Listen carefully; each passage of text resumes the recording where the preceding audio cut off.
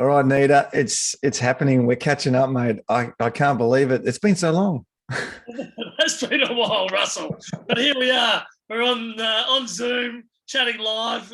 I'm looking forward to it, mate. And I'm excited about Oh yeah, going on today. Isn't it going to be bloody exciting? it is going to be exciting. You've got your scarf on. You've been wearing it all week. You tell me you haven't taken it off. It's cold, but it's starting to warm up now. But we are supporting, mate.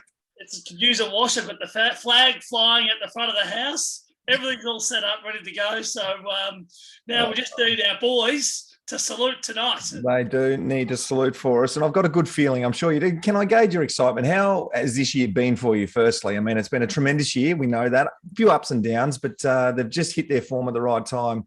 Tell me about last. What was it? Saturday night for you? How did it feel? Oh, mate, look, it's been a super exciting year, but a lot more ups than downs. I mean, obviously we've had a couple of losses along the way, but gee, when we've come up against the good sides, we performed well. You know, it's and that's where my real excitement comes from this year. How we've performed against those really good top teams in the competition. We've just stood up time and time again. So.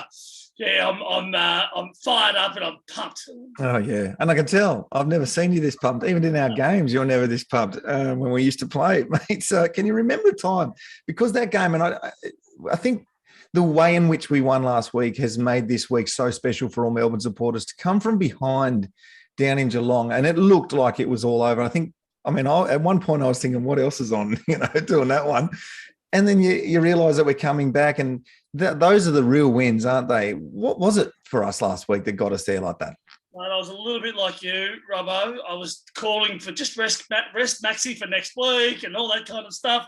Yeah. But look, the way the never say die attitude and look, just to have that in your memory bank, to know such as a collective that no matter how far you're down, you can come back from anywhere. So I just think that's going to give them an enormous amount of heart and confidence, because things won't always be going well for us. There'll be times in the game where the other team's going to have some momentum. They know that they've got this resolve within them, and it's so fresh in their minds. I think it's got to be enormous for them. Yeah, I agree with you. It's belief, isn't it? Believe that you can do it, and you get belief by actually performances and getting the results. And they've got those late in the season. And I remember back when we were playing, of course, we're going to do that, because how can you not?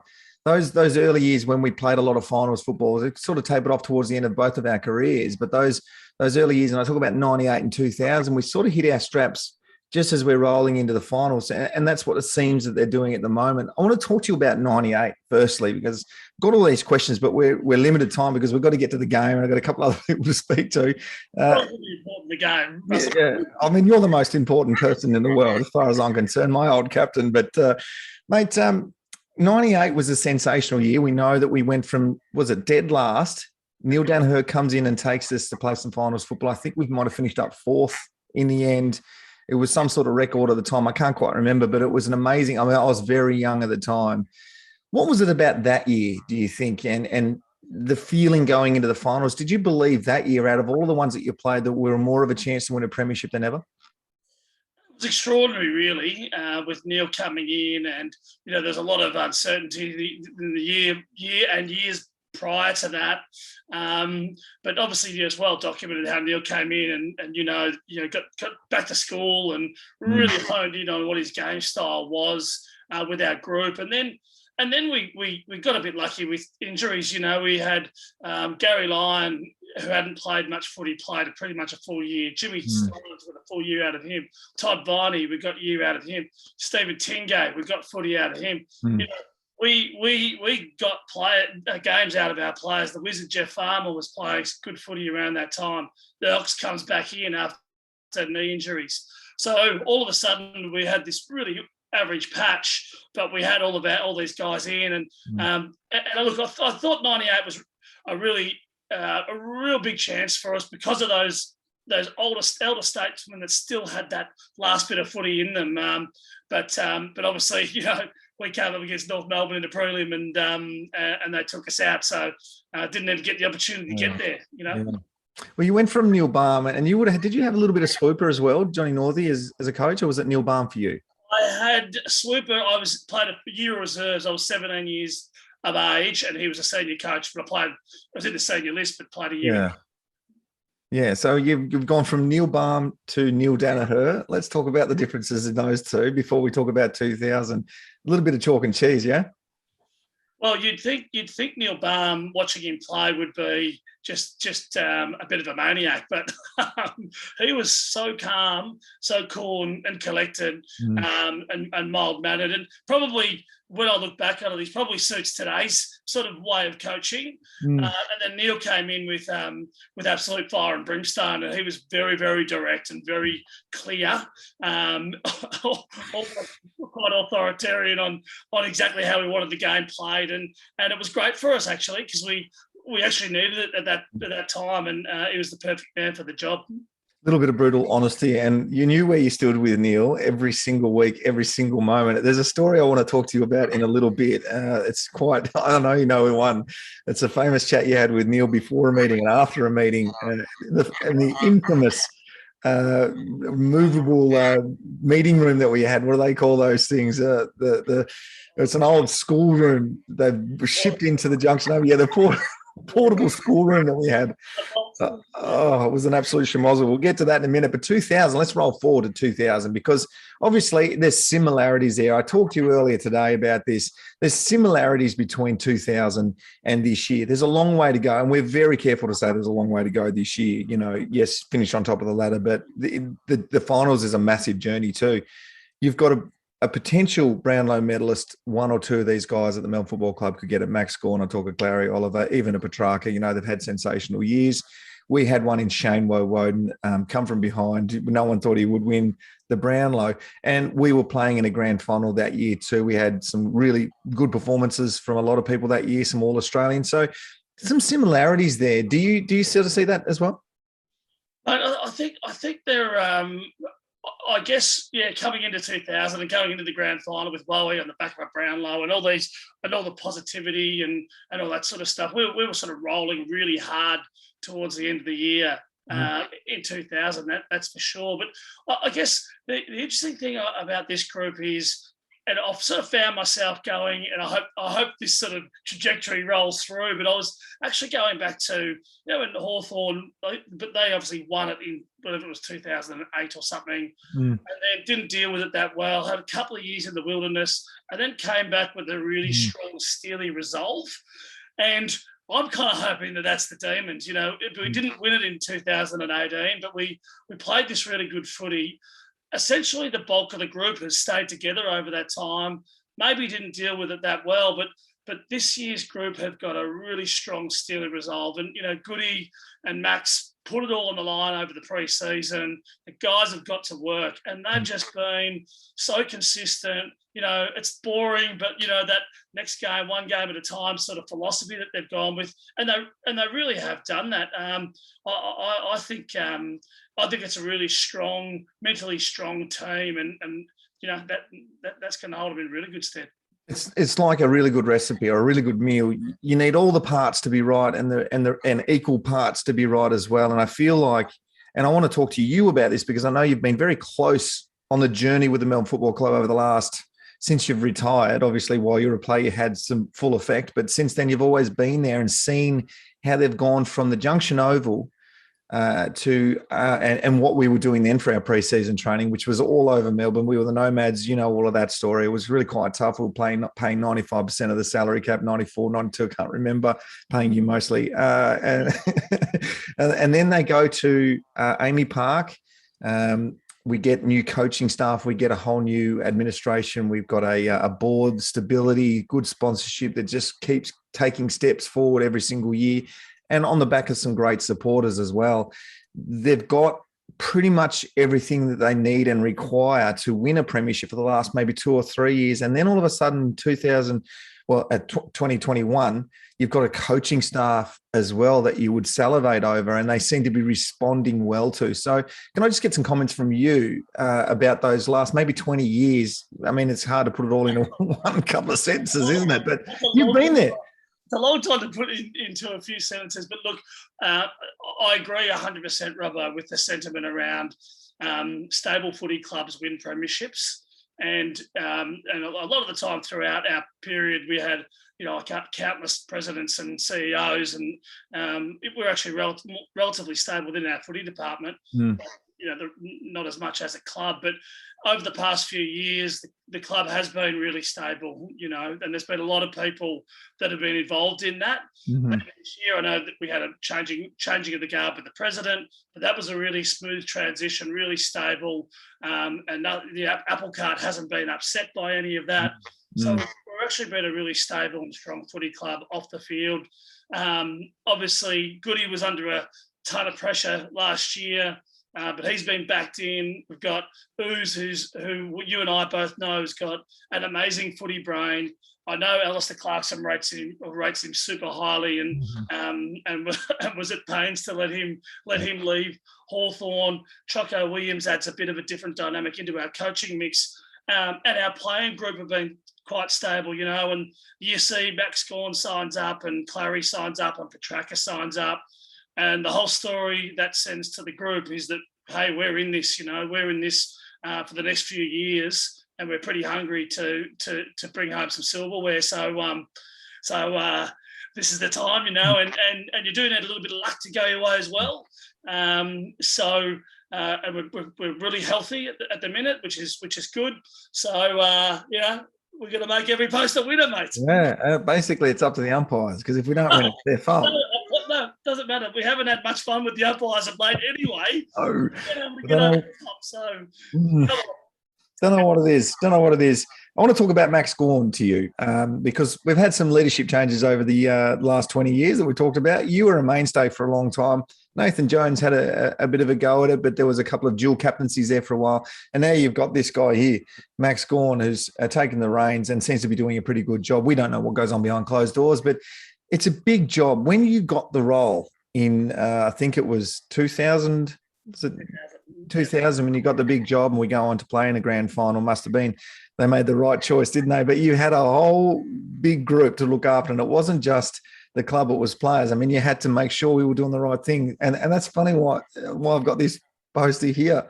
That's you hugging me. And can I tell you, fans out there watching, this story behind this? We were playing Port Adelaide, and Neil Danaher had spoken to us. Rowdy talked about us celebrating with each other. Don't celebrate with anybody else. Celebrate with your teammates. And you love that. You thought that was brilliant, and you were going to make sure that everybody did. But old Robbo here, who could not help himself, wanted to celebrate with everybody on the other side of the fence. I mean, every time I kicked a goal, it was like I nearly tried to climb the fence to cuddle everybody. That's you holding me back from jumping the fence, isn't it? I think I ran for 50 minutes. Robbo, celebrate with your teammates. You loved glarising with the crowd. The crowd loved it as well. Well, look, talking to go back to Big Max, and it was interesting. You say 2000, first year as captain for me, and I wasn't that good at the job at that point in time, but it was pretty easy because we had a really good team and things were going well, and captaincy was easy at that stage. But it wasn't really until the next year where we didn't perform so well where I actually learned a lot more about being skipper, and I reckon Max got the job full time last year. In COVID, the season was sort of up and down and in and out, and it would have been difficult. And I know I've had a chat to him, and he'd learnt a lot from that experience. But can't be any more proud of Max and Simon Goodwin, the two main leaders there in the footy department. They've put it all on the line. They've set the expectations for the group. They've told everyone that we want to be, a really selfless group. And then they've all jumped on board. All those guys that I said have signed up their contracts. Obviously, May and Lever down back. There's some good, strong leaders around there to support Max, but he's the one that's actually put it all on the line, and everyone's sort of banded around and their attitude towards how they play, I think, is really impressive.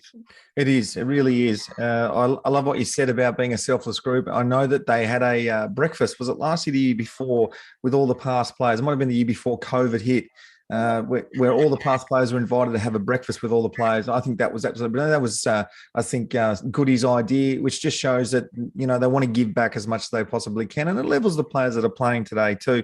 Let's let's talk about the current playing list. Because there's a lot of talk going around today. Obviously, how do we beat Brisbane? And we're not going to do that because we led that to the Fox Footies, and they can rip apart the game and do all that. What Brisbane are going to do? I want to talk about our demons because I know our supporters out there just want to know a little bit more about them. Now, we don't know them personally, but we know what we see on the park and what we see in the papers and the training. Our forward line at the moment is coming together. It feels like it's coming together. Got a really good back line. Everyone knows that.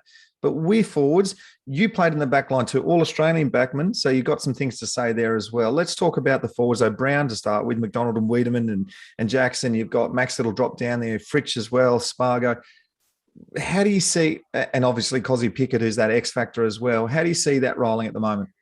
I think it's obviously been, of all of the areas of our top side, it's been the least settled, I suppose. But it has started to be settled. The last few weeks of the year, we've started to settle in, and they've obviously made the decision that Brown's going to be the guy, and he's stuck his hand up. He's come in, he's competed really strongly, he kicked a few goals each week, and I think he's just doing a fantastic job. It's the job that we need him to do. And you know what? I was sort of looking at Luke Jackson. He's a young player, and he's awesome in the ruck. In the ruck, his competitiveness is amazing. But I was a little bit concerned just about, because it takes a little bit of time, particularly if you're not a natural forward, to learn that forward craft. I was a little concerned about him at different stages, but I think the last probably 5 or 6 weeks, his actual forward craft has improved and increased. Been a stronger presence in our forward line, as well as when he goes into the ruck, and he's so good around the ground. So I think those two have been great. Tommy Mack obviously stepped out for a little while, comes back in. It's maybe a little bit quiet last week, but you think he's going to be better for the run.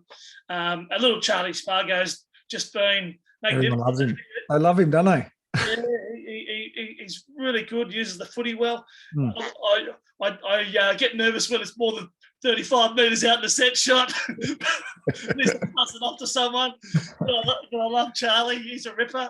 And Cozzy is a young player. He's exciting. And you even look at him now, and he's still a bit like Jackson. He's going to continue to learn his forward craft and just get better and better. But he's an absolute excitement machine. And teams are going to be worried when they've got the footy in their hands and he's around. They've got to hurry themselves. They can't get settled. They've got to be a bit nervous. Fritchie, and he's sort of he's mercurial. You've got to if teams want to try and zone off and things like that, it's difficult to do against us at the moment. Yeah, absolutely. I agree with everything that you said there. Good synergy is very important in the forward line. I feel like they're getting it on the fly a little bit. Young players like Jackson coming in, and obviously Fritchie's still very young. Spargo, the young, because they're just young, so they'll get that. And that's probably something that you and I had a lot of years to work on, is a bit of synergy in our forward line and learning each other's movements and knowing where you were going to lead, knowing that I could come back into your space every now and then. I was going to say, so you learnt all those things and you still came and crept into my space anyway. Well, at least you were a little bit nicer about telling me to get out. The Wiz Farmer, you knew that he wanted you out of your space, didn't you? He could scream. You tried lining up Mr. Alan Jakovich as a young age. You almost sit in the front row. Oh, we could do a whole other podcast about Jacko and some of his exploits on and off the field. Hey, I did a few stats for you. I'm just going to talk you through this. I want to talk about you and me playing in the forward line together. Now, I averaged just under 2 goals a game in my career. It's not too bad. Pretty happy with that. You a lot more, of course. When you weren't playing, though, I averaged 5 goals. Did you know that? Right. So I've done some math. By that rationale, I would have finished up with, if you hadn't have played, 684 goals. Those games, that's a little bit more than you finished up with, isn't it? How many did you finish up with? 631. I would have been a better goal kicker if you weren't around. I concur, mate. But I had a good relationship with the coach. I said, mate, just keep me in. Absolutely, mate. No, we had some fun out there in the MCG. On the MCG, it was some great times. I'm going to talk to your mate and my mate Stephen Tingay soon. Can't wait to do that. Stinger, can you give me some words on Stinger? What are your memories of old Stinger back in the day? Well, apart from him getting in a photo pretty much nude for the Herald Sun and taking one of the more famous shots of all times, the unbelievable player, and obviously, his hamstrings and all that was a real shame that we couldn't see more of him. But what a beast of a player on the wing, tough, hard. His hamstrings were that bad. He was a right footer, and then so he said, "Well, I can't kick as much on my right foot, so I'll just turn myself into a left footer." So over the course of the pre-season, he became our best kicking his non-preferred foot for the whole time. Unbelievable. Just an elite player. Yeah. Lastly, mate, big game's about to. They're going to do Bandstand very soon. Just some last words, mate.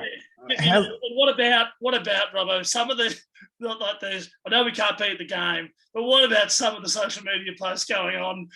Absolutely sensational. People going nuts in their living rooms, loving it. I'm hoping that we're going to get something like that tonight. Yes. I think so too. It was phenomenal. I just jumped on Facebook and it entertained me for hours watching people. Awesome. It's so good. Everyone's got, and I love Andrew Gazer's comment about the Boomers winning the bronze medal. He said a lot of people have got DNA on this. I feel like a lot of our supporters have got DNA on this, and the past players as well.